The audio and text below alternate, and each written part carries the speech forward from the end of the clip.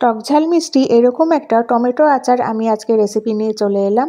আর এই রেসিপিটা খুবই সহজ পদ্ধতিতে কি করে হয় আমি এটা দেখাবো। আর অনেক দিন পর্যন্ত এই আচারটা কি করে ভালো থাকবে সেইগুলোও আমি আজকে বলবো। তো মৌসুমিস কিচেনে আপনাদের সবাইকে স্বাগত জানাই। আশা করি আপনারা সবাই খুব ভালো আছেন, আমিও ভালো আছি। তো আজকে আমি আবার একটা নতুন রেসিপি নিয়ে চলে এলাম। আমি বানাবো টমেটো টকঝাল মিষ্টি আচার। এই আচারটা এতটাই টেস্টি হয় যে সবার খুব পছন্দ হবে।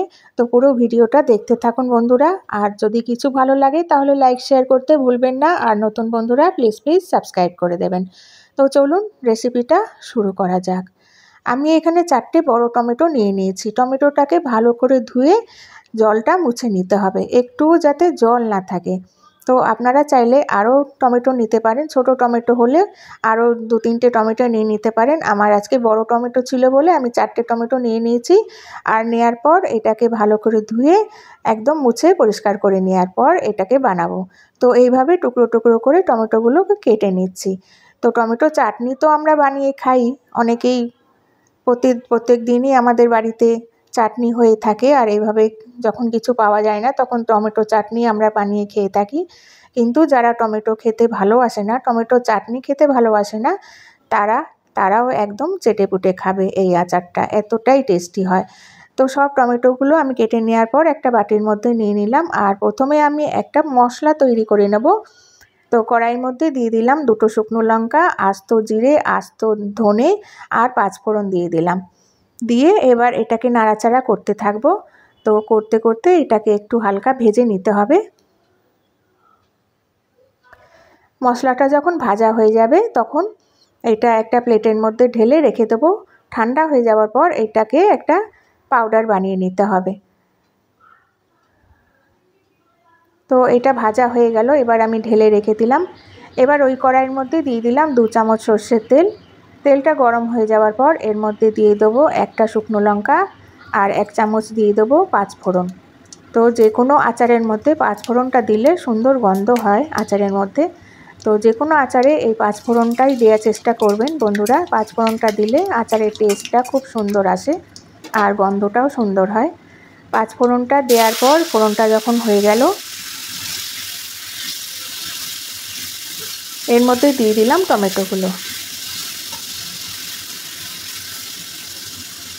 টমেটো দেওয়ার পর একটু নাড়াচাড়া করে নেওয়ার পর এর মধ্যে দিয়ে দেবো হলুদ গুঁড়ো আর স্বাদ মতো দিয়ে দেবো নুন। হলুদ গুঁড়ো আর নুনটা দিয়ে আবার একটু নাড়াচাড়া করে নিয়ে এটাকে ঢেকে রেখে দেবো মিডিয়াম ফ্লেমে, যাতে টমেটোটা একটু নরম হয়ে যাক। আর এর মধ্যে একটুও জল দেওয়া চলবে না, জল দিলে এই আচারটা অনেক দিন পর্যন্ত ভালো থাকবে না। তো টমেটোর থেকেই যেইটুকু জল বেরোয় ব্যাস ওতেই রান্না হয়ে যাবে। এবার 2 মিনিট পর আবার আমি ঢাকাটা খুলে দেখে নিচ্ছি। তো দেখুন কতটা জল বেরিয়েছে টমেটো থেকে, আমি কিন্তু একটুও জল দিইনি। আবার একটু নাড়াচাড়া করে নেব আর নেয়ার পর আবার কিছুক্ষণের জন্য ঢাকা দিয়ে রেখে দেব।